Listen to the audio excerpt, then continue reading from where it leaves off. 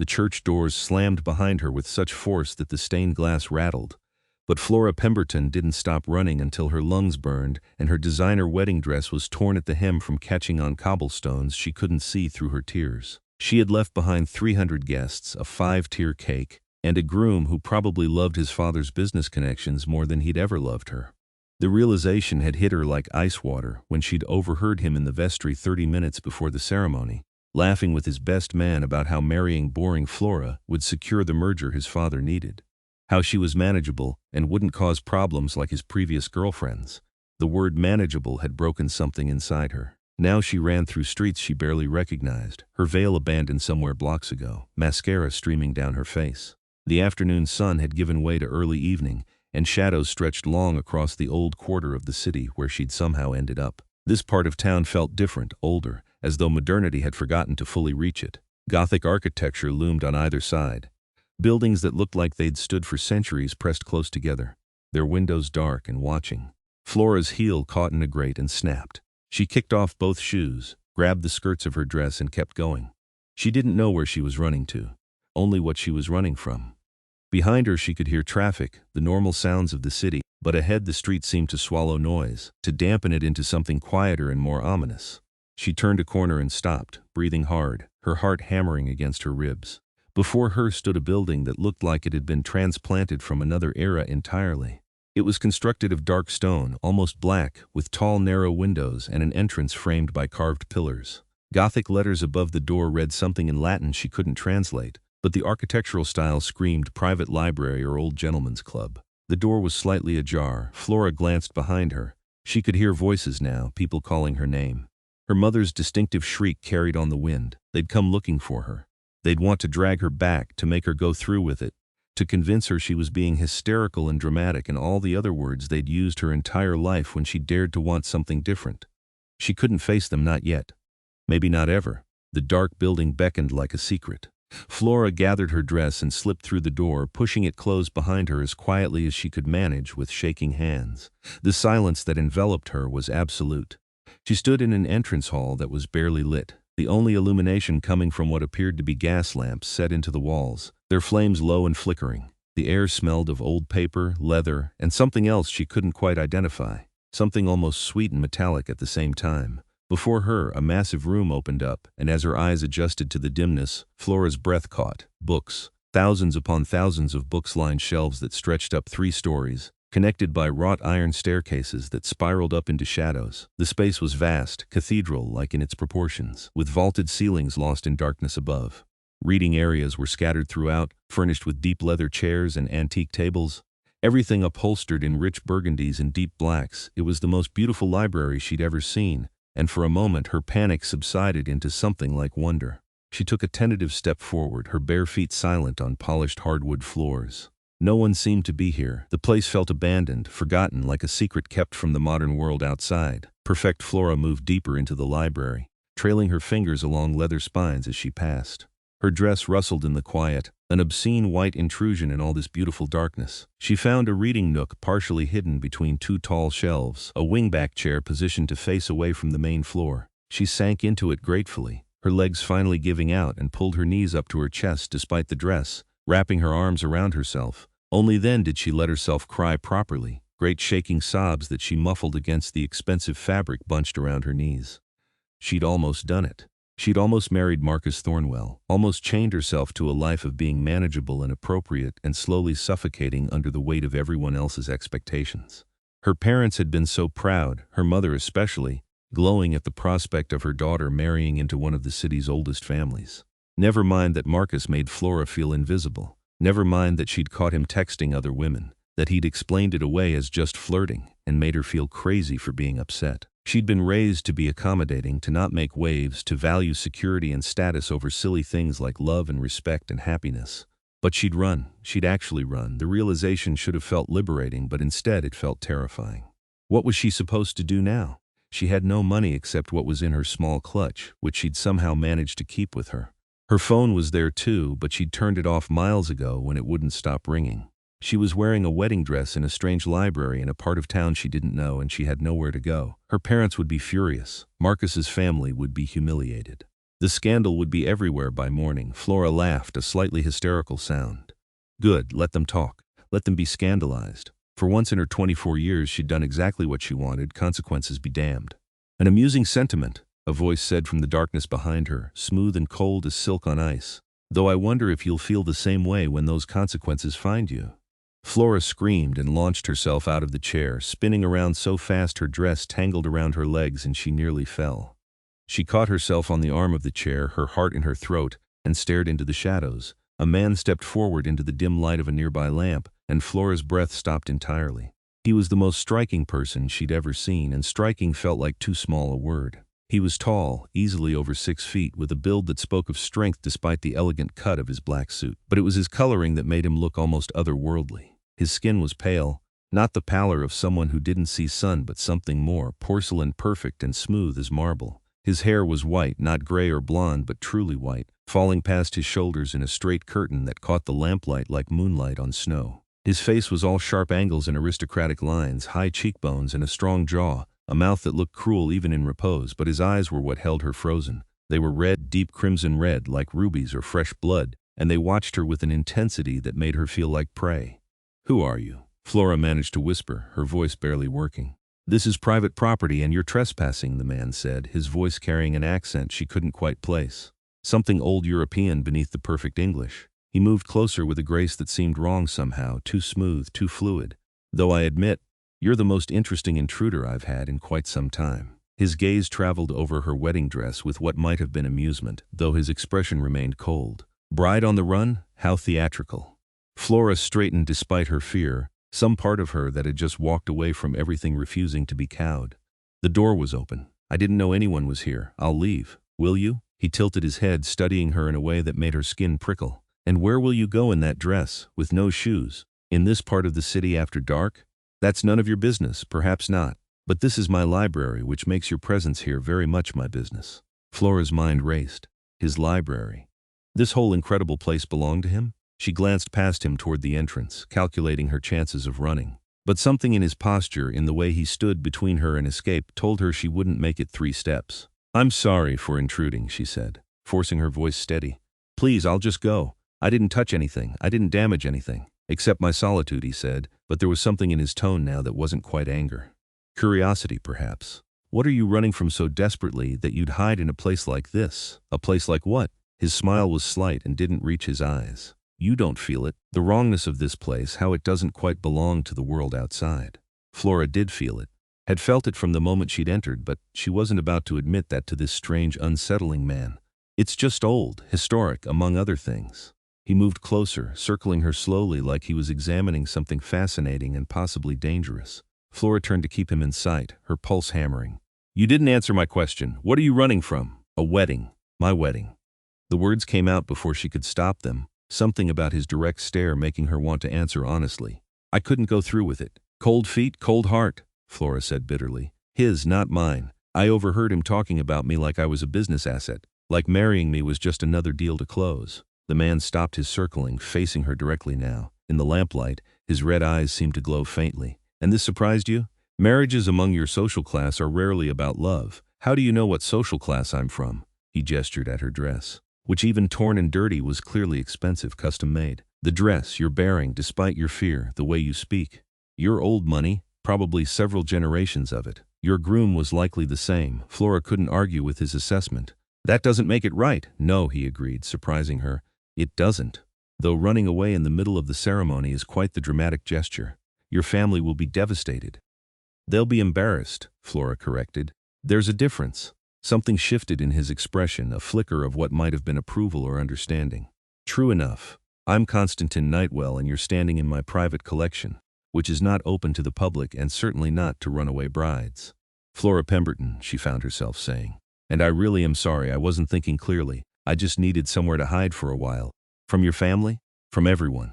Konstantin studied her for a long moment, his red eyes unreadable.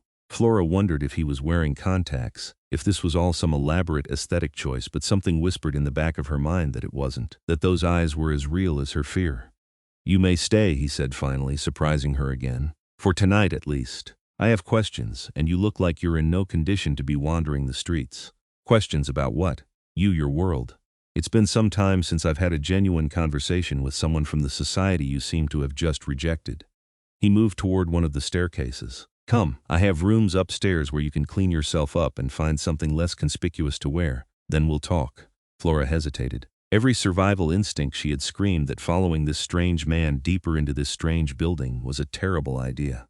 But the alternative was going back outside, facing her family, dealing with the aftermath of what she'd done with nowhere to go and no plan. And something about Konstantin, despite his unsettling appearance and the warning bells in her head, didn't feel threatening. Dangerous, yes. But not threatening to her specifically. She followed him up the wrought iron staircase, her bare feet silent on the metal treads. He led her up 2 flights to a landing that opened into what appeared to be living quarters.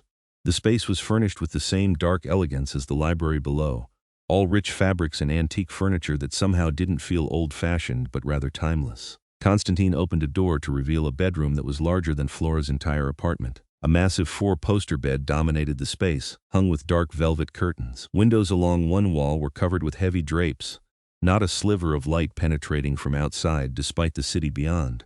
The bathroom is through there, Konstantin said, pointing to another door. You'll find clothes in the wardrobe that might fit you, left behind by a guest long ago. Take your time. I'll be in the study when you're ready. He left before Flora could ask any of the 1,000 questions suddenly crowding her mind. Who had left clothes here? What kind of library had living quarters attached? Why did he look like something out of a Gothic novel? She moved to the bathroom, which was appointed in black marble and gold fixtures, and caught sight of herself in the mirror. She looked like a disaster. Mascara streaked down her face, her carefully styled hair falling in messy waves, her dress torn and dirty at the hem. She looked like exactly what she was, a woman who'd run from her own life. Flora stripped off the dress with shaking fingers, letting it fall in a heap on the floor. She'd spent 6 months helping design that dress, and now she never wanted to see it again. She found a shower and stood under hot water until her skin turned pink, washing away makeup and hairspray and the last physical traces of the life she'd almost committed to. In the wardrobe, as Konstantin had promised, she found clothes. They were old-fashioned but beautiful, dresses that looked like they'd been made decades ago but preserved perfectly.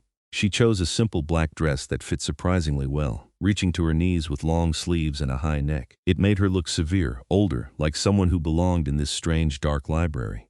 When she finally emerged and found her way to the study Konstantin had mentioned, she felt more like herself than she had in months, despite wearing a stranger's clothes in a stranger's home. Konstantin sat in a high-backed chair near a fireplace that burned despite the warm evening outside.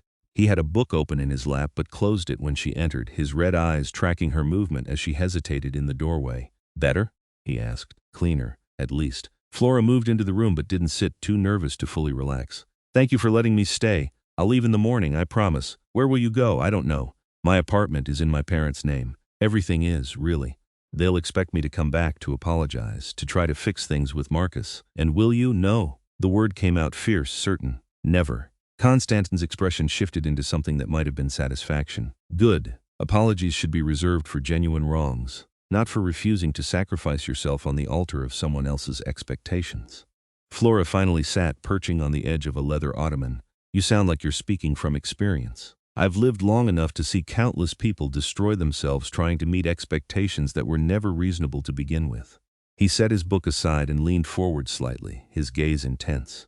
"Tell me about your world, Flora Pemberton. What is it like out there now?" The question was strange enough to make her pause. Now, as opposed to when. Humor me. So she did, though she wasn't sure why. Maybe it was the relief of having someone to talk to who wasn't invested in her making the right choice. Maybe it was the surreal quality of the entire night making normal social barriers seem irrelevant. She told him about her life, about growing up in a family that valued appearance over substance, about the pressure to marry well, about her degree in art history that her parents had dismissed as a hobby rather than a career path. She told him about Marcus, about the slow realization that he saw her as an accessory rather than a partner, about how she'd convinced herself it was enough because at least it was stable, secure, expected. Konstantin listened without interrupting, his attention absolute in a way Flora had never experienced. Marcus had never really listened to her. Her parents heard but didn't listen, but Konstantin absorbed every word like it mattered, his red eyes never leaving her face. "You've spent your entire life being what others wanted you to be," he said when she finally ran out of words. "Today was the first time you chose yourself." "Today I ruined everything," Flora said, but without real conviction. "Today you saved yourself."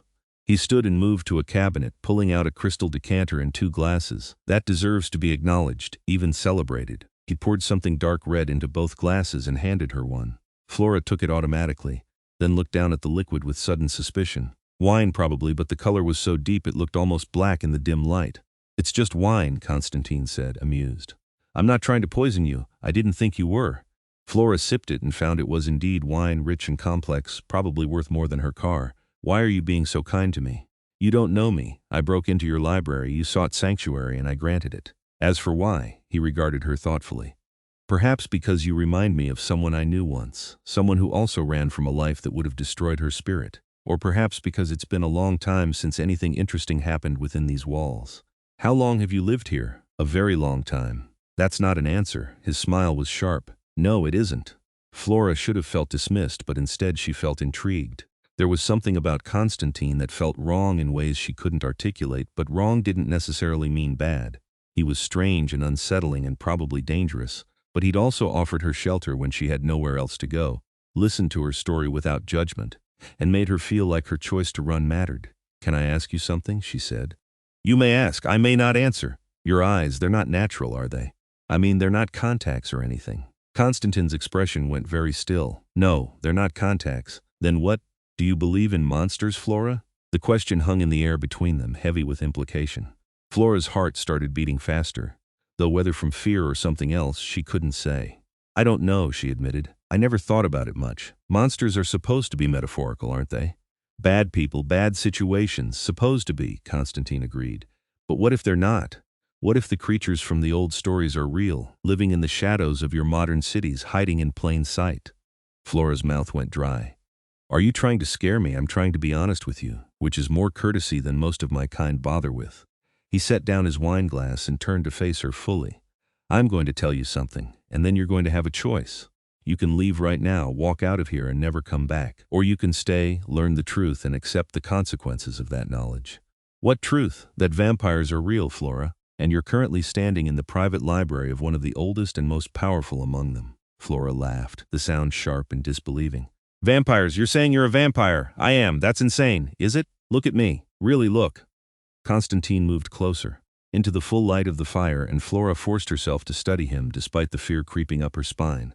His skin was too pale, too perfect, like living marble. His hair wasn't just white but luminous, catching light in ways normal hair didn't. His eyes were red, truly red, with no hint of natural color. He didn't seem to breathe, she realized. His chest didn't rise and fall. He was absolutely, preternaturally still when he wasn't moving. And she'd felt it, hadn't she? From the moment she'd entered this place, the sense of wrongness, of being somewhere outside the normal world. "This is crazy," she whispered, but her voice shook. "Yes," Konstantin agreed, "but that doesn't make it untrue. Vampires drink blood. They kill people. Some do. I have my sources that keep me supplied without requiring me to hunt." His expression was unreadable. "I won't lie and tell you I'm not dangerous, Flora. I am. I'm a predator by nature, and you're very much prey. But I haven't harmed a human in centuries, and I don't intend to start now." Flora stood on shaking legs, backing toward the door. "I should go." "You should," Konstantin said, but he didn't move to stop her. "But where will you go? Back to your family? To the life you ran from?" "There has to be somewhere else. A friend, a hotel, with no money and no shoes? In a wedding dress you left in my bathroom?" He tilted his head. "I'm not keeping you here, Flora. You're free to leave at any moment. But perhaps you should consider that sometimes the monster offering shelter is less dangerous than the humans you're running from." Flora froze with her hand on the doorframe. He was right, and she hated that he was right. She had nowhere to go. Her friends were all connected to her parents or Marcus's circle. Her credit cards were probably already canceled out of spite or concern. She'd left her entire life behind on impulse, and now she was standing in a vampire's library being told she could stay or leave as she chose. It was insane. All of it was insane. But she'd already done one insane thing today. What was one more? "If you're really a vampire," she said slowly, not turning around, "prove it." She heard him move behind her, felt him approach with that unnatural grace. He stopped close enough that she could feel the cold radiating from him like he was carved from ice beneath the expensive suit. "Hold out your hand," he said softly. Flora did, extending her right hand palm up, trying to keep it from shaking. Konstantin placed his hand over hers, not quite touching, and she gasped. His hand was freezing, cold enough that she could feel it even without contact. And beneath his skin, she could see veins standing out dark against the marble pallor, but nothing moved in them. No pulse, no blood flow. He was dead, or something so close to death that the difference didn't matter. My heart hasn't beaten in 800 years, Konstantin said. I don't breathe except to speak. My body temperature is whatever the ambient temperature is around me. I can move faster than your eye can track, lift weights that would require machinery, and I'll look exactly like this for the rest of time, unless something destroys me. He withdrew his hand. Is that proof enough? Flora turned to face him, her fear warring with a fascination she couldn't quite suppress. 800 years, give or take a decade. I stopped counting precisely after the first few centuries. That's impossible. And yet, she studied him, this creature that claimed to be a monster, and found herself believing him. Everything about him screamed wrong in ways that made horrible sense when viewed through the lens he was offering. He wasn't human. He'd never been human, not in any way that mattered for centuries. Why are you telling me this? Flora asked. Why not just let me think you're eccentric and send me on my way in the morning? Because you sought sanctuary in my home and I take that seriously. Because we'll have to decide what happens next, and that decision requires honesty. Konstantin moved back to his chair, giving her space. And because you're the first person in a very long time who's made me feel curious about the modern world again. So I'm what, entertainment? You're a puzzle, he corrected. A woman brave enough to run from her own wedding but frightened of being alone. Someone raised in privilege but yearning for authenticity.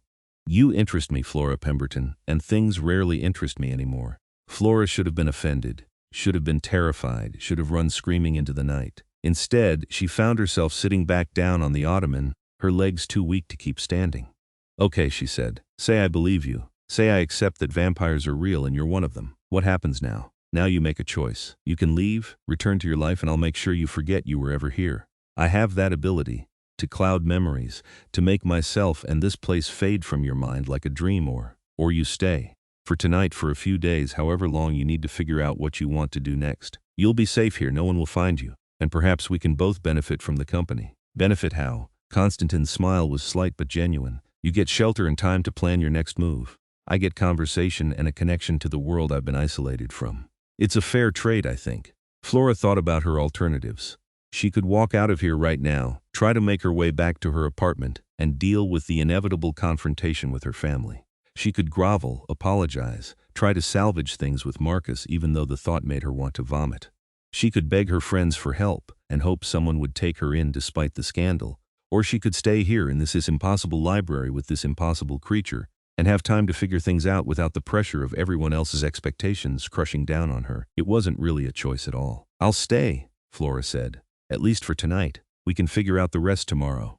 Agreed. Konstantin raised his wine glass in a small toast. To sanctuary, then, and to choices that terrify us. Flora picked up her own glass and clinked it against his, the crystal ringing pure and clear in the quiet of the study. To running away and somehow ending up exactly where I need to be. They drank, and something settled between them that felt almost like understanding. Flora didn't know what she was doing, had no plan beyond surviving the next few hours. But for the first time since she'd overheard Marcus in that vestry, she felt like maybe she'd made the right choice, even if that choice involved trusting a vampire. The night stretched on, and they talked. Konstantin asked her questions about the modern world, about technology and politics, and social changes that had happened in what he called just the last few decades, but which spanned Flora's entire lifetime. She found herself explaining smartphones and social media, trying to articulate how connected everyone was now, how impossible it was to truly disappear. In return, he told her stories about the world as it used to be, about courts and kingdoms that had risen and fallen, about traveling by horseback in candlelight. He spoke about it all with a distance that came from having survived it all, from having outlived empires and ages. Do you get lonely? Flora asked at one point, the wine making her bold. Living this long, watching everyone around you die? Yes, Konstantin said simply, though I've learned to appreciate solitude. It's safer than attachment when you know you'll outlive everyone you could possibly care about. That sounds terrible. It is. But it's also reality. He studied her with those unsettling red eyes. That's why most of my kind stay with our own kind. We have courts, societies, rules that govern how we interact with humanity. I've chosen isolation instead, but that comes with its own cost. Courts? Like vampire royalty? Something like that. I'm what you might call a king, though I abdicated my throne centuries ago. Too much politics, too much bloodshed. I prefer my books and my solitude. Flora tried to wrap her mind around the idea that she was talking to vampire royalty, that the strange man who'd offered her shelter was some kind of ancient king. It felt surreal, like she'd stepped into a novel rather than real life. Do you miss it, being king? No, I was good at it, but I didn't enjoy it. Too many people depending on me, too many decisions that cost lives no matter what I chose. Konstantin finished his wine and set the glass aside. But I'm still connected to that world, still bound by certain rules and responsibilities. Which brings me to a complication we should discuss. What complication? You, specifically you being here. The vampire world has strict laws about humans learning of our existence. Most who discover the truth either become servants, are killed, or have their memories erased. Flora's blood went cold. I thought you said I was safe here. You are from me. But if others of my kind discover you know about us, it could become problematic. I can protect you here in my territory, but the moment you leave, those protections end. So I'm trapped here? This sanctuary is actually a prison? No. Konstantin leaned forward, his gaze intense. You're free to leave whenever you choose. But you need to understand the risk. If you want to return to your old life, I'll erase your memories of this place and of me. You'll wake up tomorrow thinking you spent the night in a hotel, and none of this will matter. And if I don't want that, then we'll figure out another solution. But Flora, you need to understand what you're risking. Knowledge of our world is dangerous. There are vampires who would kill you simply for knowing we exist, regardless of how you came by that knowledge.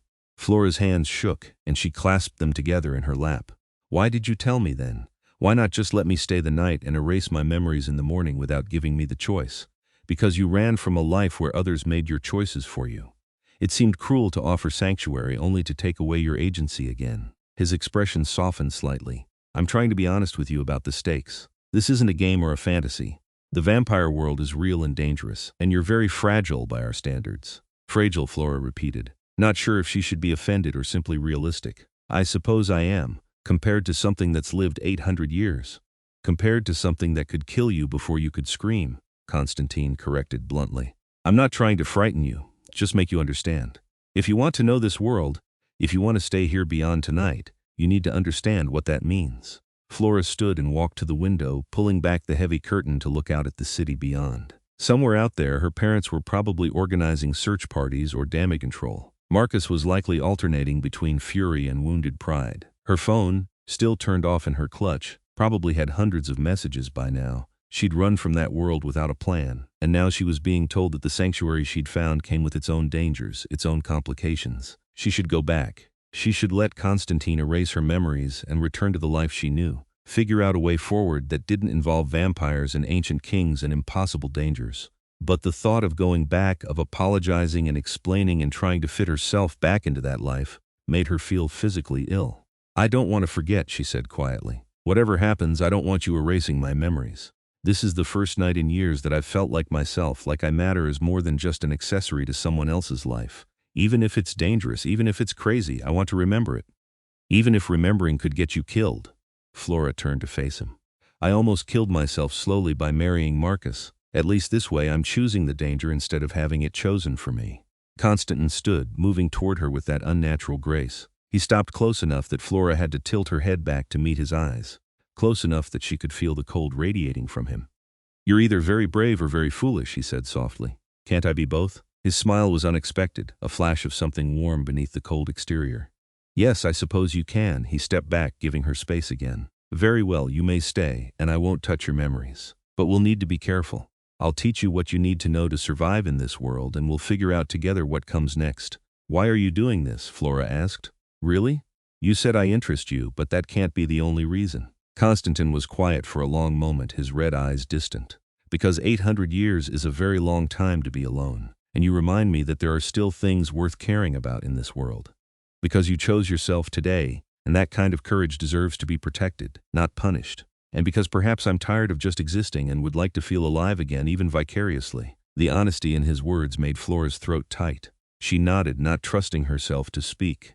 It's late, Konstantin said. You should rest. We can discuss everything else tomorrow after you've slept. Will you be here? In the morning, I mean? I'll be here. I don't sleep the way you do, but I'll be close by. He moved toward the door, then paused. Flora? Thank you for what? For choosing to stay. For trusting me even a little. It's been a long time since anyone has. He left before she could respond, and Flora found herself alone in the study with the dying fire and her racing thoughts. She should be terrified. She should be planning her escape. Instead, she felt a strange sense of peace, like something in her life had finally clicked into place even as everything else fell apart. She made her way back to the bedroom Konstantin had given her and climbed into the massive bed, still wearing the borrowed dress. The sheets were silk and smelled faintly of lavender, and despite everything, Flora found herself drifting towards sleep almost immediately. Her last thought before unconsciousness claimed her was that she'd made a choice today that would change everything. And for better or worse, she was committed to seeing where it led. When Flora woke, early morning light was trying to penetrate the heavy curtains, creating thin lines of brightness in the otherwise dark room. For a moment, she forgot where she was, forgot everything that had happened, and then it all came rushing back. The wedding, running, the library, Konstantin, vampires. She sat up quickly, her heart pounding, half convinced it had all been some kind of stress-induced hallucination. But no, she was wearing the borrowed black dress, and this was definitely not her bedroom, and when she checked her phone, she had 247 missed calls and text messages ranging from concerned to furious. Flora turned the phone off again without reading more than a few. She wasn't ready to deal with that yet. She found her way to the bathroom and splashed water on her face, studying herself in the mirror.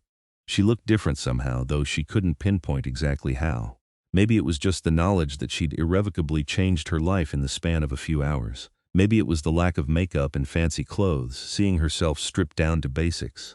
Or maybe it was something in her eyes, a determination that hadn't been there before. When she ventured out of the bedroom, she followed the scent of something cooking, which surprised her.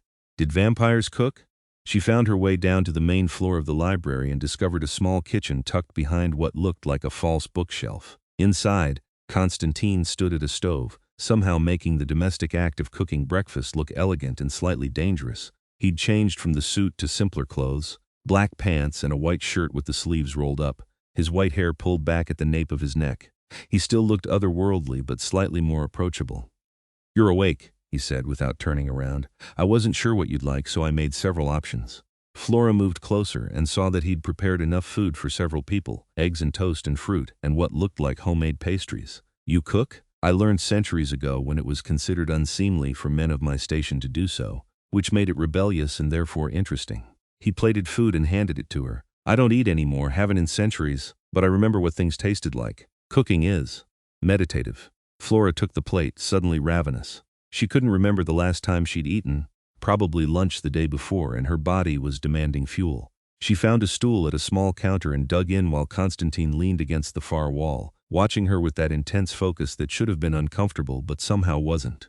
"Did you sleep well?" he asked. "Surprisingly, yes. I thought I'd be up all night freaking out, but I was exhausted." Flora paused between bites. "Did you do anything to make me sleep, I mean? Vampire powers?"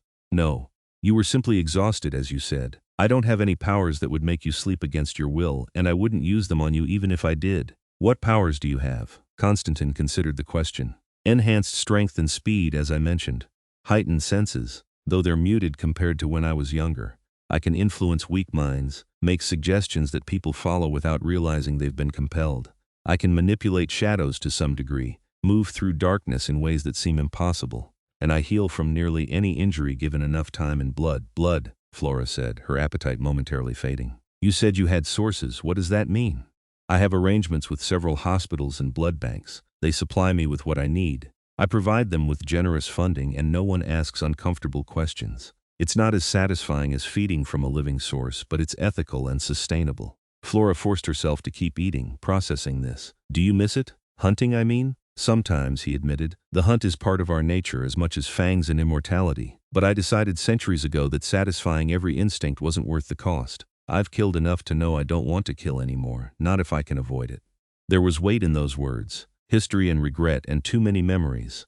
Flora found herself wanting to ask about it, to know his story, but she wasn't sure she was ready for those answers yet. "What happens now?" she asked instead. "You said we'd figure things out today." Konstantin moved to sit across from her, his movements precise and controlled. "Now we discuss your options. You can stay here as long as you need to, but eventually, you'll need to decide what you want your life to look like.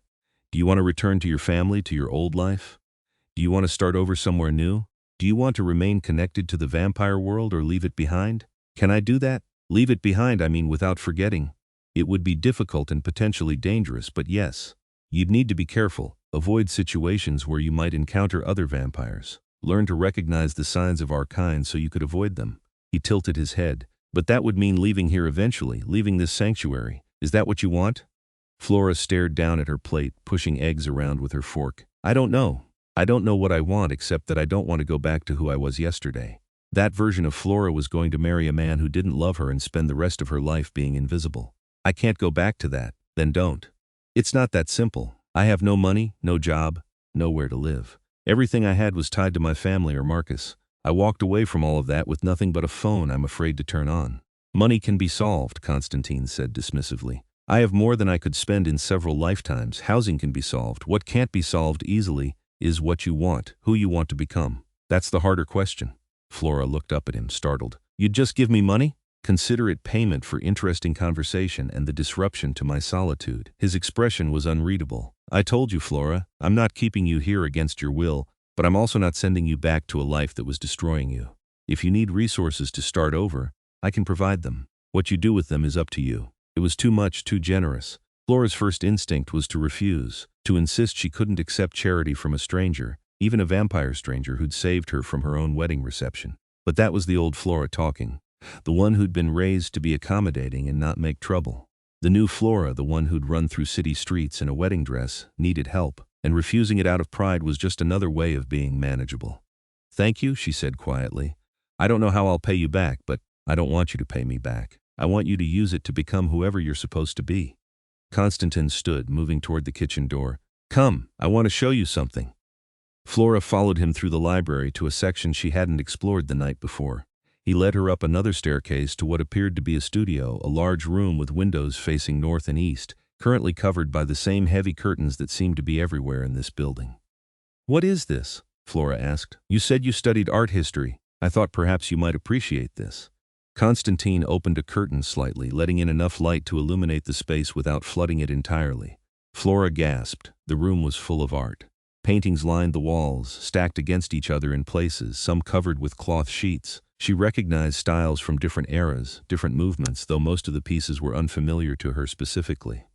There were sculptures on pedestals, sketches pinned to boards, and supplies for creating art scattered throughout.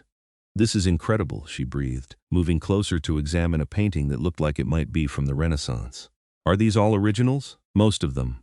I've collected art throughout my life, sometimes commissioning pieces, sometimes acquiring them from artists who needed patrons. Konstantin moved through the space with casual familiarity. I thought you might like to spend time here if you stay. The materials are yours to use if you'd like. Flora turned to stare at him.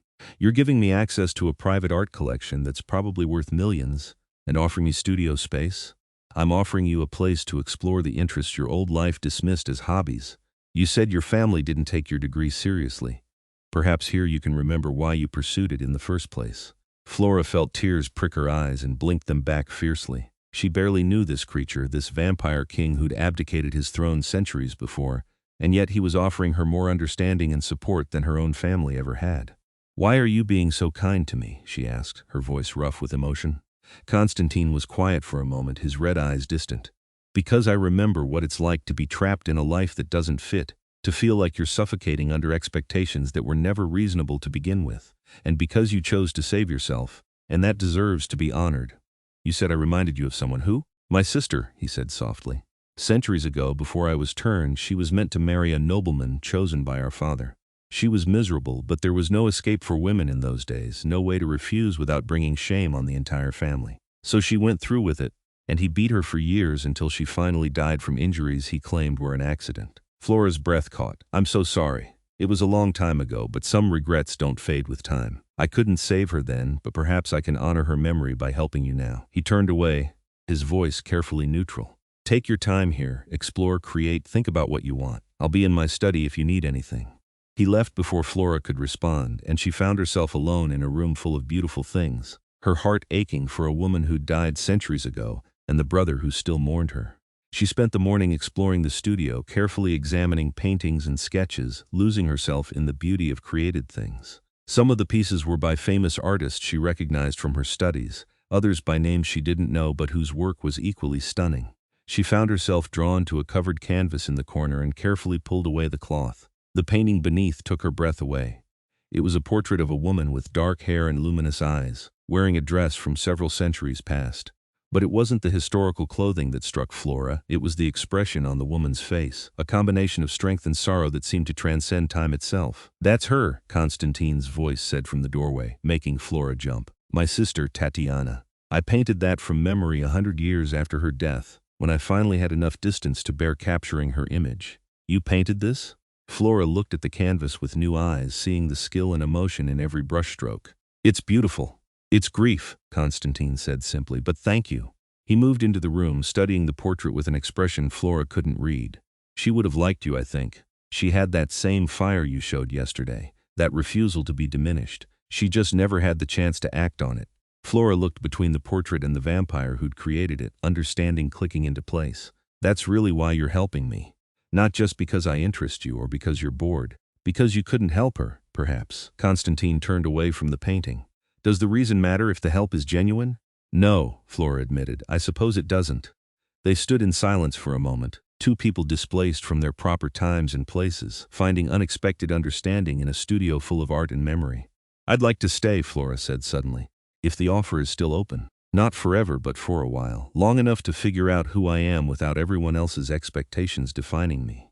Long enough to learn about your world and decide if I want to be part of it or if I want to start completely fresh somewhere new. Konstantin's expression shifted, surprise and something that might have been relief crossing his features. The offer is open for as long as you need it, and you'll teach me? About vampires, about how to be safe, about all of this. I will, okay.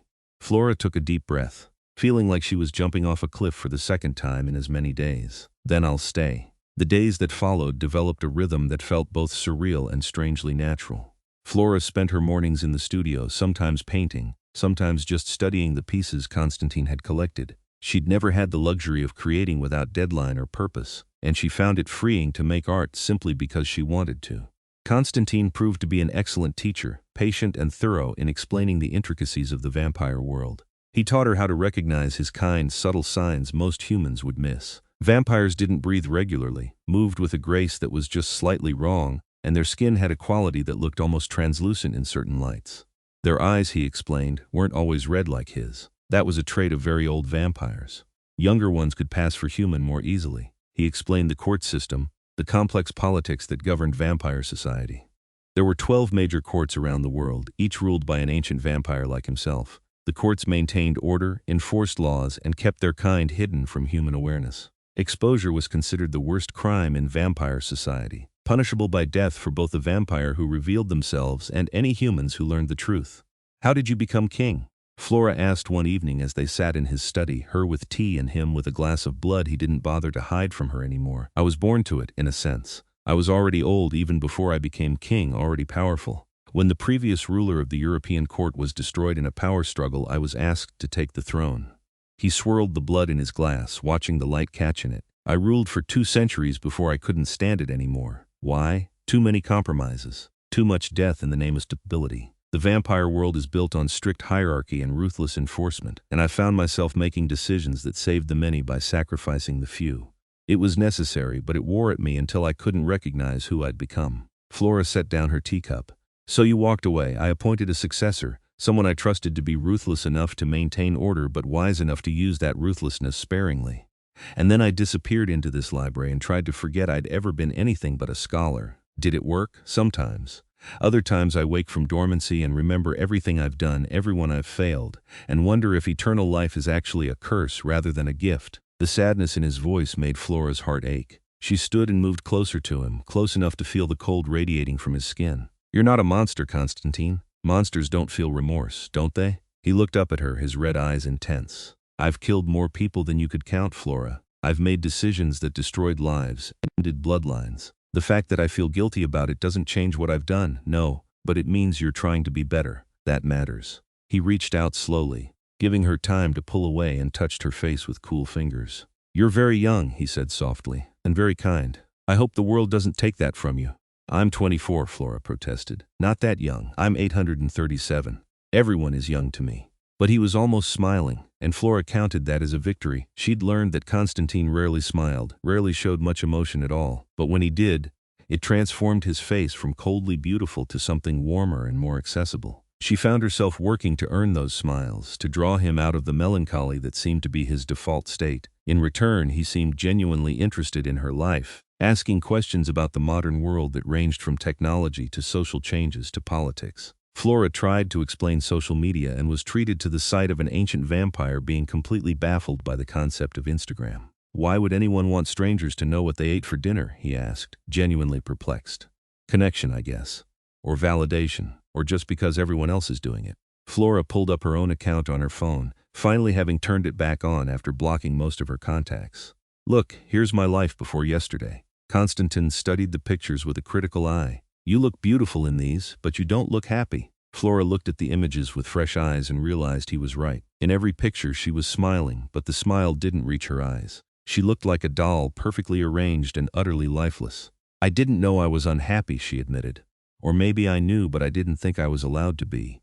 Everyone kept telling me how lucky I was, how perfect my life looked from the outside." "Appearances," Konstantin said dismissively. "The least reliable measure of anything that matters." Flora deleted the app right there, and didn't miss it at all. 2 weeks passed, then 3. Flora's family had stopped calling quite so frantically, though her mother still left voicemails that ranged from furious to pleading. Marcus had apparently moved on quickly, already seen with another woman at some society function according to texts from the few friends Flora hadn't blocked.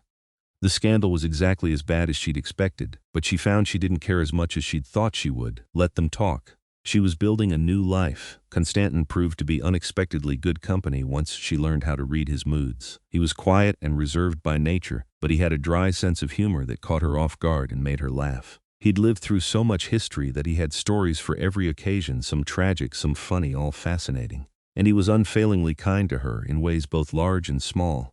He made sure she had everything she needed, never made her feel like a burden, and listened to her thoughts like they mattered.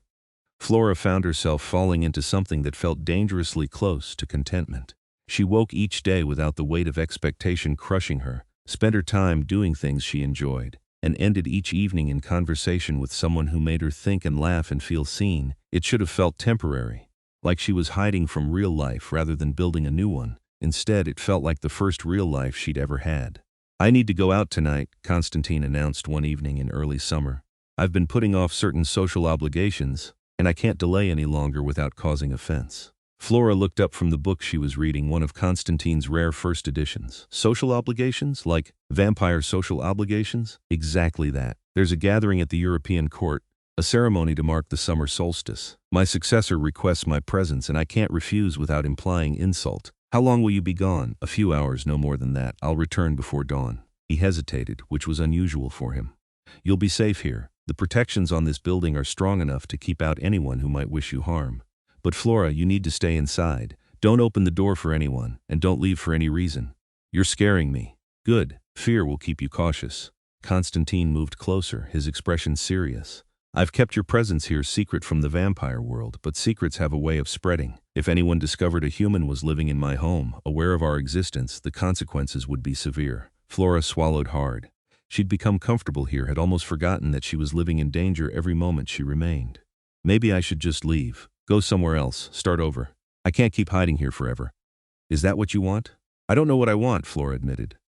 "I like being here. I like my life now, spending time with you, having space to figure myself out. But I can't just live in your library indefinitely, can I? Eventually, I need to go out into the world again." Konstantin was quiet for a long moment, his red eyes studying her intently. "What if you didn't have to leave? What if there was a way for you to be part of both worlds safely?" "What do you mean?" "There are humans who serve vampire courts, who work alongside us knowing what we are. They're protected by law, marked as under the patronage of specific vampires. It's not a perfect solution, but it would allow you to stay here, to be part of this world without constantly hiding." Flora's heart started beating faster. "You mean, like a servant?" "More like a companion. Someone under my protection, part of my household." He looked uncomfortable, which was so unusual for him that Flora paid close attention. "I would never force you into such an arrangement, and it would come with its own complications. But if you wanted to stay, if you wanted to build your life here, it would be possible." The offer hung in the air between them, heavy with implications. Flora knew what he was really asking, even if he wouldn't say it directly. He was offering her a permanent place in his life, a way to stay that didn't involve erasing her memories or sending her back to a world she didn't want. "Can I think about it?" she asked. "Of course. We don't need to decide anything tonight." Konstantin moved toward the door, preparing for his gathering. "Just promise me you'll be careful while I'm gone." "I promise." He left, and Flora found herself alone in the library for the first time since she'd arrived. She wandered through the familiar spaces, touching books and furniture, thinking about what Konstantin had offered. To stay here permanently, to build a life in the vampire world, would mean giving up any chance of returning to normal human society. She'd be marked as different, as other, as someone who existed in the shadows between worlds. But hadn't she already made that choice the moment she'd decided not to have her memories erased? and the thought of leaving, of never seeing Konstantin again, made her chest ache in ways she wasn't quite ready to examine. Flora climbed to the studio and stood before the portrait of Tatiana, studying the long-dead woman's face. "What would you do?" she asked the painting. "If you had the choice I have now, would you run from everything safe and known? Would you choose danger and uncertainty if it meant being truly alive?" The painting naturally didn't answer, but Flora thought she could guess what a woman brave enough to inspire 800 years of grief would say. "Choose yourself. Always choose yourself." Flora was so lost in thought that she almost didn't hear the noise from downstairs. When it registered, her blood ran cold. Someone was trying to open the library's main door. She remembered Konstantin's warnings, his insistence that she stay hidden, and moved quietly toward the stairs. She could see the entrance from here, could see the door handle turning slowly, deliberately.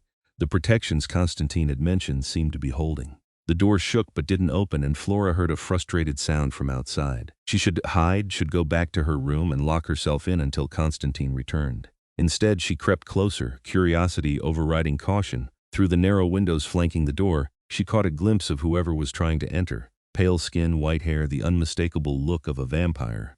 But this one was different from Konstantin, younger perhaps, with a cruel cast to his features. "I know you're in there," a voice called from outside, smooth and mocking. "The little human Konstantin's been hiding. Did you really think word wouldn't spread? Nothing stays secret forever, especially not something as delicious as you." Flora's heart hammered in her chest. She backed away from the door slowly, trying not to make a sound. "My name is Dmitri," the voice continued, "and I've come to collect you. The court is very interested in meeting the human who managed to capture the attention of the lost king. Konstantin may have refused to come back to us, but you're another matter entirely." The door shuddered again, harder this time, and Flora heard wood beginning to splinter. The protections were strong, but they weren't going to hold forever. She ran up the stairs, back through the library, her mind racing. Konstantin had said he'd be gone for hours. She couldn't wait for him to return and save her. She needed to hide, to protect herself, to survive until he came back. If he came back, no, she couldn't think like that. He would come back. He'd promised. Flora found herself in Konstantin's private quarters, a section of the building she'd never entered before. She slipped inside and locked the door, knowing it wouldn't stop a vampire, but hoping it might slow one down. The room was furnished simply, dominated by a large bed that looked like it had never been slept in, and shelves full of books and artifacts. Behind her, she heard the main door finally give way with a crash that echoed through the library. "Come out, little human," Dmitri called, his voice carrying easily through the space. "I promise to make it quick. Well, relatively quick." Flora looked around desperately for somewhere to hide, some way to protect herself. Her eyes landed on a cabinet in the corner, its doors intricately carved. She opened it and found weapons inside, ancient blades and wooden stakes and things she couldn't identify. Konstantin had been a king once. Of course he kept weapons. Flora grabbed a dagger, the blade silver and sharp, and held it in shaking hands. She'd never used a weapon in her life, had no idea if she could actually bring herself to stab someone, even a vampire trying to kill her. But she'd rather die trying to fight than give up without resistance. Footsteps on the stairs, slow and deliberate. Dmitri was taking his time, enjoying the hunt. "Your protector isn't here to save you," he called. "And even if he was, do you really think he'd fight the court for you? You're just a human, a momentary distraction. We're offering him a way back to relevance, to power. Why would he choose you over that?" Flora wanted to believe Konstantin would choose her, but doubt crept in. She'd only known him for a few weeks. What was that compared to 800 years of vampire politics and loyalty to his own kind? The door to the room rattled. "Last chance, little human. Open the door and I'll make it painless. Make me break it down and I'll take my time." Flora tightened her grip on the dagger and didn't answer. The door exploded inward, wood splintering across the floor. Dmitri stepped through the wreckage, and Flora got her first clear look at him. He was beautiful in the way all vampires seemed to be, pale and perfect and utterly wrong. His eyes were silver rather than red, and his smile was all teeth. "There you are," he purred. "Oh, you're going to be fun." He lunged faster than Flora could track. One moment he was across the room, the next he was on her. One cold hand wrapped around her throat, lifting her off her feet. The dagger fell from her nerveless fingers, clattering on the floor. "Fragile," Dmitri observed, squeezing just hard enough to make black spots dance in Flora's vision. "Breakable." What could Konstantin possibly see in something so weak? Flora clawed at his hand, unable to breathe. Her lungs screaming, this was it. She was going to die here, in the home that had felt like sanctuary, killed by a monster because she dared to want something different from her life. Release her now. Konstantin's voice was cold as death, and Dmitri spun toward the doorway so fast, Flora felt dizzy. Through her fading vision, she saw Konstantin standing there, and he looked nothing like the quiet scholar she'd come to know. He looked like a king, like something ancient and powerful and absolutely terrifying. "Konstantin," Dmitri said, but his smooth confidence had cracked. "The court sent me to— I don't care what the court sent you to do. I said release her." Dmitri hesitated, and that hesitation was his mistake. Konstantin moved, and Flora couldn't follow the motion. One moment he was in the doorway, the next Dmitri was against the far wall with Konstantin's hand around his throat, their positions reversed. Flora collapsed to the floor, gasping for air, her throat bruised and aching. "You entered my home without permission," Konstantin said, his voice utterly calm in a way that was more frightening than rage. "You destroyed my door.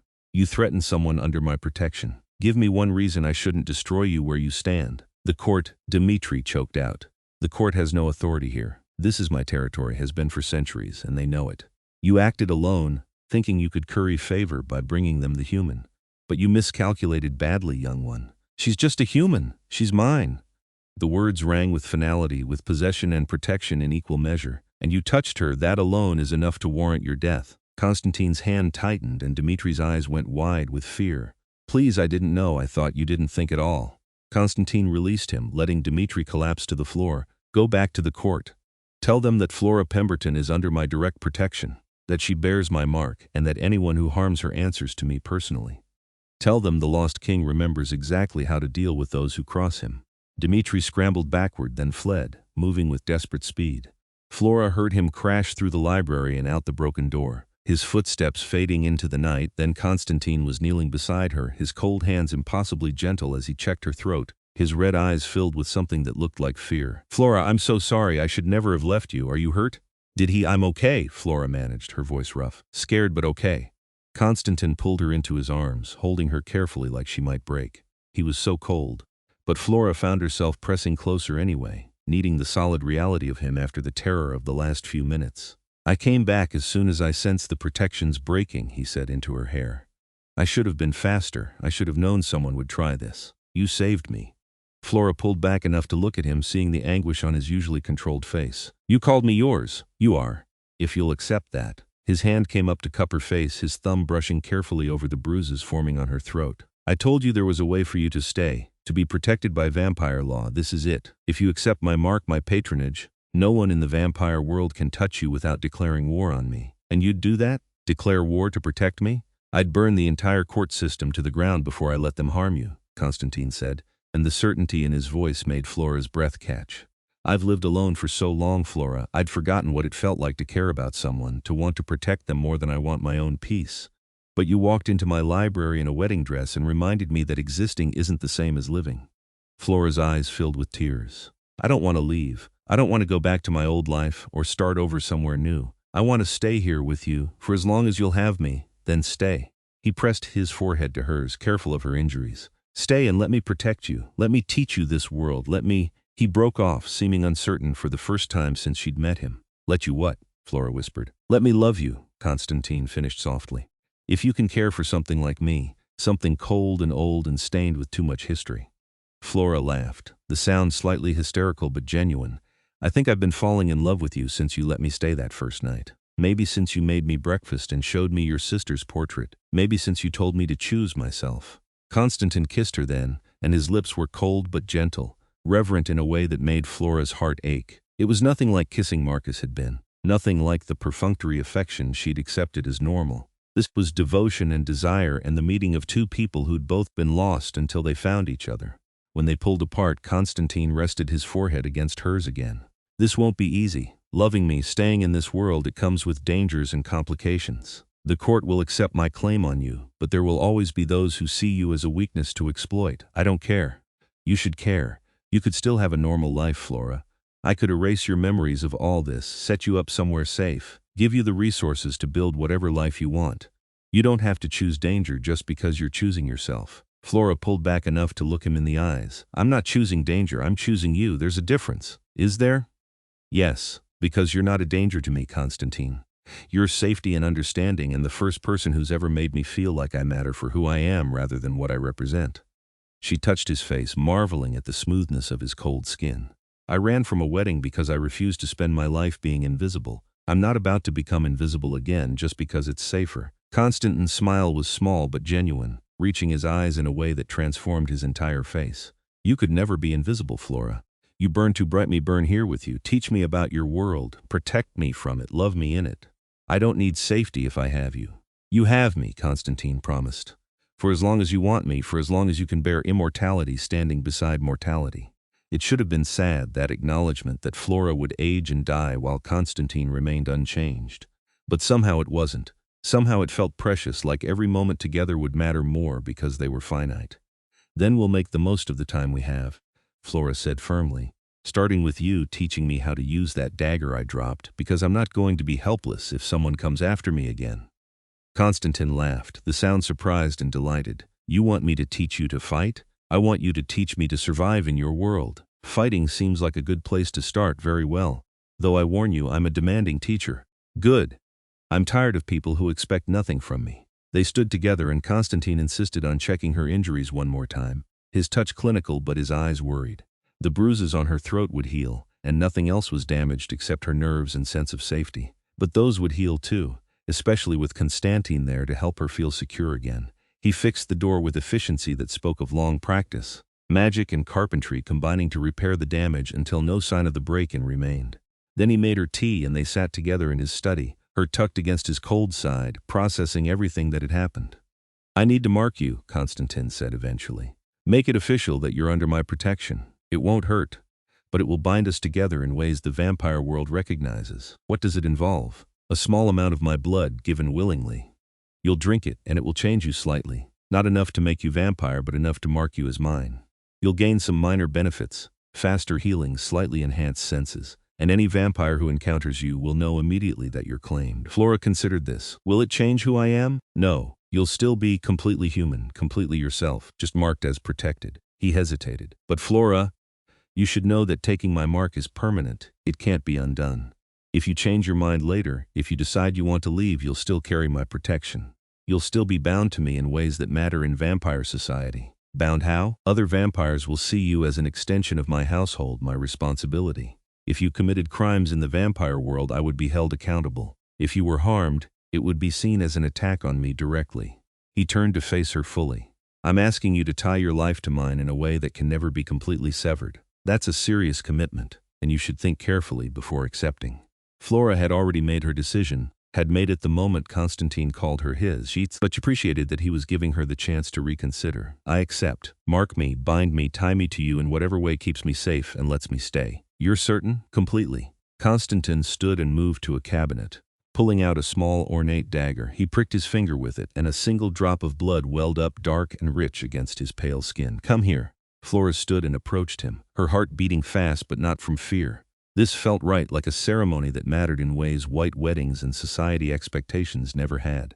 Drink, Konstantin said, offering his finger. Flora took his hand and brought it to her mouth, tasting the single drop of blood. It was sweet and cold and electric, racing through her body like lightning. She gasped, feeling something shift inside her, some fundamental change that she couldn't name but recognized as important. Konstantin watched her intently, his red eyes glowing faintly in the dim light. How do you feel? Different, good different. Like something clicked into place. Flora looked down at her hands, half expecting to see some visible change, but she looked the same as always. Did it work? It worked. You're mine now, marked and protected. He pulled her close, pressing a kiss to her forehead. Welcome to the vampire world, Flora Pemberton. The next few days were spent preparing for the inevitable confrontation with the court. Konstantin explained that they would demand a formal presentation, a chance to meet Flora officially and acknowledge the mark. It was political theater more than genuine interest, a way for the court to maintain its authority while acknowledging Konstantin's power. They'll test you, Konstantin warned. Try to frighten you. Try to prove you're not worthy of protection.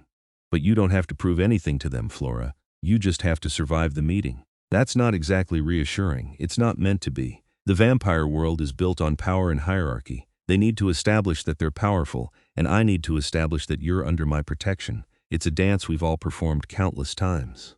Flora practiced with the dagger every day, learning basic self-defense from someone who'd been fighting for 800 years. Konstantin was patient but demanding, exactly as he'd warned, and Flora found herself enjoying the challenge.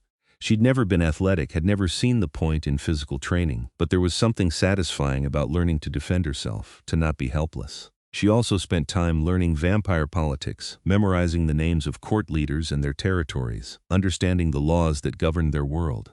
Konstantin proved to be an excellent teacher, explaining complex hierarchies with the ease of someone who'd once sat at the top of them. "Why did you really leave?" Flora asked one evening. "You said it was because of the compromises, the violence, but I think there's more to it than that." Konstantin was quiet for a long moment. "I fell in love," he said finally, "with a human woman centuries ago.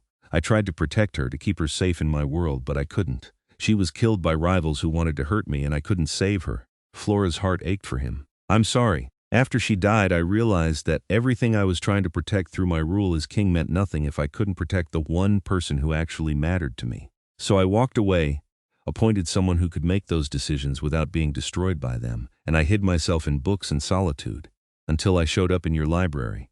Until you showed up and reminded me that hiding from pain isn't the same as healing from it." He looked at her, his red eyes intense. "I won't let history repeat itself, Flora. I won't lose you the way I lost her." "You won't," Flora promised, though she knew it was a promise she couldn't guarantee. "But Konstantin, you can't protect me from everything. I'm human, I'm fragile. Something will eventually take me. Whether it's a vampire or old age or just bad luck. You can't spend our time together being terrified of losing me." "Can't, no." "Because that's not living, that's just another kind of hiding." She took his cold hands in her warm ones. "We have time right now, this moment today. Let's focus on that instead of all the ways it could end." Konstantin pulled her close, holding her with a gentleness that belied his strength. "You're very wise for 24. I'm very stubborn for 24, Flora corrected. "There's a difference." They held each other in the quiet of the library, two people from different worlds who'd somehow found exactly what they needed in each other. Outside, the city moved on. Flora's old life continued without her, but inside these walls, they were building something new and strange and perfect. The night of the court presentation arrived too quickly. Flora, dressed carefully in a gown Konstantin had acquired for her, deep burgundy silk that made her look sophisticated and older. He'd explained that appearance mattered in vampire politics, that she needed to look like she belonged rather than like a frightened human out of her depth. "Remember," Konstantin said as they prepared to leave, "stay close to me. Don't answer direct questions unless I indicate you should, and don't let them bait you into anger.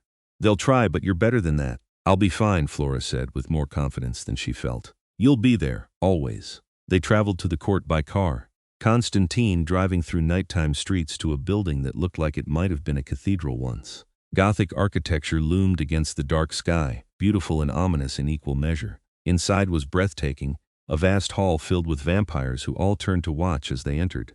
Flora had never seen so many of Konstantin's kind in one place, all that pale skin and luminous hair, all those ancient eyes tracking their movement. At the far end of the hall, a vampire sat on an elaborate throne, dressed in formal clothes that looked both modern and timeless. This must be the king, the one Konstantin had chosen to succeed him. They approached together, Konstantin's hand at the small of Flora's back, steady and reassuring. The crowd parted for them, whispers following in their wake. "Konstantin," the king said, his voice carrying through the hall. "You honor us with your presence, Lucien," Konstantin acknowledged. "I present Flora Pemberton, human under my direct protection and bearing my mark." Lucien stood and descended from his throne, moving closer to study Flora with eyes that were a striking violet color. "So this is the human who convinced the lost king to rejoin the world. I'm impressed you managed to breach his solitude." "I didn't mean to," Flora said before she could stop herself. "I was just running from my wedding and his door was open." Lucien's smile was sharp and amused. "Honest. How refreshing." He circled them slowly, and Flora forced herself to stand still despite the instinct to back away. "You understand what you've accepted. The mark binds you to Konstantin, makes you part of our world. You'll never be fully human again, and you can never unknow what you know." "I understand, and you accept this willingly." "Yes." "Why?" The question was sharp, testing. What could an ancient vampire possibly offer a young human that's worth giving up your entire world? Flora thought about her answer carefully. "Freedom, understanding, the chance to be myself instead of what everyone else expects me to be. And love, real love, not the performance of it." Lucien looked to Konstantin, something passing between them that Flora couldn't read. "You've chosen well. She has spine. She has everything," Konstantin said quietly, and the pride in his voice made Flora's chest tight. "Very well," Lucien addressed the assembled court. "Let it be known that Flora Pemberton is under the protection of Konstantin Nightwell, former king of the European court. Any who harm her answer to him directly. She is marked, claimed, and accepted into our world as companion to one of our eldest." A murmur ran through the crowd, acknowledgement and perhaps some disappointment from those who'd hoped for drama or conflict. But the ceremony was done, official and binding according to vampire law. They stayed for another hour, Konstantin introducing Flora to various court members, navigating politics with practiced ease. Flora played her part, gracious and quiet, letting Konstantin take the lead but holding her own when addressed directly. Finally, they were able to leave, stepping back out into the night air. Flora felt like she could breathe again, the tension leaving her shoulders. "You did beautifully," Konstantin said, pride evident in his voice. Lucien was impressed, and that's no small feat. I was terrified, I know. But you didn't show it, and that's what mattered. He pulled her close as they reached the car. "You're officially part of the vampire world now, Flora. Protected, acknowledged, safe." Flora leaned into him, feeling the certainty of those words settle into her bones. She was safe. She was chosen. She was exactly where she belonged. The months that followed were the happiest of Flora's life. She settled into her existence in Konstantin's world, spending her days creating art in the studio he'd given her, her evenings learning more about vampire history and politics, her nights in conversation and companionship with the ancient creature who'd claimed her heart. She never regretted running from her wedding, never looked back at the life she'd left behind with anything but relief. Her parents eventually stopped trying to contact her, though she heard through old friends that they'd disowned her publicly.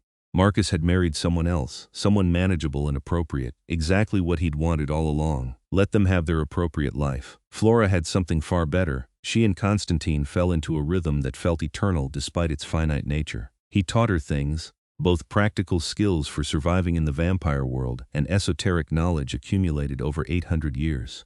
She brought him back into connection with the modern world, showing him technology and social changes, making him laugh with her observations about contemporary culture. And they loved each other deeply and completely in ways that transcended the differences between mortal and immortal, human and vampire. "Do you ever regret it?" Flora asked one night as they lay together in the bed that had once been purely decorative but now saw frequent use. "Taking me in, marking me, tying yourself to someone who's going to age and die while you stay the same?" Konstantin propped himself up on one elbow, looking down at her with those red eyes that no longer seemed frightening at all. "Every moment with you is worth the eventual pain of losing you. I lived for centuries alone, Flora, and those centuries were nothing but empty time. These months with you have been more alive than all those years combined." "Promise me something," Flora said seriously. "Anything. Promise me that when I'm gone, you won't hide again. You'll stay connected to the world, stay open to people, stay alive in the ways that matter." "Flora, promise me," she insisted. "I can't bear the thought of you going back to just existing. You deserve better than that." Konstantin kissed her, slow and deep, and when he pulled back his eyes were suspiciously bright. "I promise, though I suspect nothing will ever compare to what I have with you." "It doesn't have to compare, it just has to matter." Time passed, measured in seasons and years rather than centuries. Flora's art gained recognition in the human world, her paintings displayed in galleries under a pseudonym that protected her privacy. She found she could move between the vampire world and the human one with practice, carefully maintaining the balance Konstantin had spent centuries perfecting. Her parents reached out eventually, tentative and apologetic, and Flora allowed a careful reconciliation. She couldn't forgive them completely for the pressure they'd put her under, for the life they'd tried to force her into, but she could understand they'd thought they were doing what was best. They never knew about Konstantin's true nature, never understood why their daughter seemed so changed, but they accepted the woman she'd become even if they didn't fully understand her. Marcus sent a wedding invitation years later, a peace offering of sorts. Flora declined but sent a gift and her genuine wishes for his happiness. She'd long since stopped being angry at him for being exactly who he'd always been. He'd wanted a business arrangement, and he'd found someone who wanted the same thing. They were happy in their own way, and Flora was happy in hers. 5 years after she'd run from her own wedding, Flora stood in the library that had become her home, surrounded by art and books and the evidence of a life well lived. Konstantin found her there, as he often did, and wrapped his arms around her from behind. "What are you thinking about?" he asked. "How lucky I am," Flora said honestly. "I ran from a wedding and found everything I didn't know I was looking for." "I'm the lucky one," Konstantin countered. "You brought light into darkness I'd grown too comfortable in." Flora turned in his arms to face him, studying the face she knew better than her own now. Every line and angle beloved and familiar. "Do you think your sister would approve of us, of this life we've built? I think Tatiana would be delighted that some good came from her tragedy, that her story helped me save someone else." Konstantin touched Flora's face gently. "And I think she'd like you very much, your strength and stubbornness and refusal to be anything less than yourself. I wish I could have met her." So do I, you would have been friends, I think. They stood together in comfortable silence, two people who'd found each other against all odds, who'd built a life that shouldn't have worked but somehow did. Outside, the world continued its endless turning, but inside the library, time felt suspended, precious, and perfect. I love you, Flora said, the words as easy now as breathing. I love you, Konstantin replied, and kissed her like she was the answer to every question he'd ever asked. Years continued to pass, and Flora aged gracefully, silver appearing in her hair, lines forming at the corners of her eyes. Konstantin remained unchanged, eternally young, but he loved every sign of time on Flora's face, treasured every year they had together. She published a book on art history that became required reading in university courses, her expertise and unique perspective valued by scholars. She mentored young artists, helping them find their voices the way Konstantin had helped her find hers. She lived fully and completely, squeezing every drop of experience from the time she had. And when she was old, when her body began to fail in ways that even vampire blood couldn't prevent, she faced it without fear. She'd lived the life she wanted, loved and been loved in return, made her mark on the world in ways that mattered. I don't want you to be alone, she told Konstantin near the end, her voice weak but steady. I need you to promise you'll keep living, keep connecting, keep your heart open. I promise, Konstantin said, holding her hand gently. I'll honor your memory by staying alive in all the ways you taught me. Good, Flora smiled at him, the expression taking effort but worth it to see his face. Thank you for saving me. Thank you for saving me first, Konstantin replied, for running into my library and reminding me what it meant to be alive. Flora closed her eyes, content and at peace, and slipped away surrounded by love and art and everything she'd built in the years since she'd run from a wedding and found herself instead. Konstantin mourned, as he knew he would, but he kept his promise. He stayed connected to the world, helped other humans who found themselves caught between worlds, mentored vampires who struggled with the weight of immortality. He kept Flora's studio exactly as she'd left it, her paintings displayed throughout the library, her presence lingering in every corner. And sometimes, when the library was very quiet, he could almost feel her there, stubborn and brave and full of light, reminding him that a life well lived was worth any amount of eventual pain. He'd been alone for centuries before Flora, and he'd be alone for centuries after, but those years with her had been real and true and worth everything. She'd run from a wedding and hidden in his library, and in doing so, she'd saved them both. Konstantin stood in the studio decades after Flora's death, studying the portrait he'd painted of her, capturing her not as she'd been at the end but as she'd looked that first night, wild-haired and barefoot in a torn wedding dress, frightened and brave and perfect. Thank you, he said softly to the image, for running, for staying, for choosing me. The portrait didn't answer, but he didn't need it to. He could hear Flora's voice in his memory, feel her presence in every corner of this library, see her influence in every choice he made. She'd told him that existing wasn't the same as living, and she'd been right. Those years with her had been living, truly living, in ways he'd forgotten were possible, and though she was gone, though he faced eternity without her, he carried her with him in everything he did. She'd marked him as surely as he'd marked her, claimed his heart as thoroughly as he'd claimed her protection. Konstantin Nightwell, ancient vampire and former king, had learned what it meant to love from a human who'd run from her own wedding. And though that love had been finite, though it had ended as all mortal things must, it had been real and true and worth every moment. He would keep living as he'd promised her. He would stay connected to the world, help others, remain alive in all the ways that mattered. Not because it was easy, but because she'd asked him to, and because he'd loved her too much to do anything less. In a dark library in an old quarter of the city, surrounded by art and books and memories, a vampire who'd lived 800 years smiled at a portrait of a woman who'd lived barely 80, and felt grateful for every second they'd shared. Flora Pemberton had run from a wedding and found sanctuary. In doing so, she'd given sanctuary in return, offering an ancient creature a reason to live again, to feel again, to love again. And that, Konstantin thought, was the greatest gift anyone had ever given him across 8 centuries of existence. Not immortality or power or status, but the simple perfect gift of being seen and loved exactly as he was. He would carry that gift forward, honor her memory by living the way she'd taught him, and perhaps, if he was very lucky, he'd find ways to pass that gift along to others who needed it. Because Flora had shown him that salvation could come from the most unexpected places, that running toward the unknown could save you, and that love, real love, was worth any price. And in a library filled with books and shadows and the lingering presence of a woman who'd changed everything, a vampire king who'd given up his throne learned to live again, one day at a time, carrying love forward into eternity, the end came peacefully, full of gratitude and memory and the certain knowledge that some connections transcended even death. Flora was gone, But what she'd taught Konstantin remained, woven into the fabric of his existence, changing him in ways that would last forever. She'd bolted from her own wedding and hidden in a dark library, unaware it belonged to a vampire king. In doing so, she'd found love, freedom, and herself. And she'd given all those gifts right back to the creature who'd offered her sanctuary, creating something beautiful and eternal from what should have been just another tragedy in a long line of tragedies. Instead, it was a love story, strange and impossible and absolutely perfect. The kind of story that gets told in whispers in the vampire world, a legend about the human who captured a king's heart and taught him to live again. And in his library, surrounded by evidence of a life well loved, Konstantin Nightwell smiled and remembered, and was grateful for every moment, every year, every precious finite second he'd been given with the woman who'd run from a wedding and straight into his heart. Their story was complete, full of love and loss and everything in between, exactly as it was meant to be.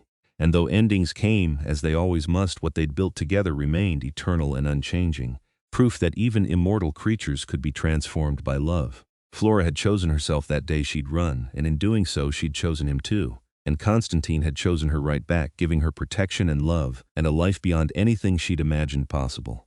It was enough. It was everything. And it was theirs, forever and always, a love story written in the shadows of a library where a frightened woman had once sought sanctuary and found so much more.